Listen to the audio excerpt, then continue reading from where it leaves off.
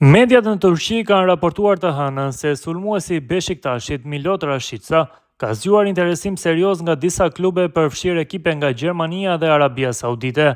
Edhe të mërkurën, mediat në Turqi kanë vijuar të shkruajnë për mundësinë e largimit të reprezentuesit të Kosovës nga klubi Bardezi, duke zbuluar tashmë edhe emrin e një klubi konkret të interesuar për të.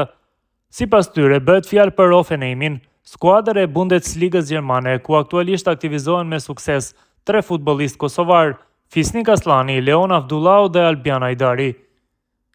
Është mësuar se Hoffenheimi po përgatitet të paraqesë një ofertë zyrtare për sulmuesin kosovar të Beshiktaşit, ka shkruar sot mediumi turk, Turkva Radiolar. Rashica, 29 vjeçar tashmë, është pjesë e Beshiktaşit që nga viti 2023, kur u transferua nga Norwich City për shumën prej 5 milion eurosh.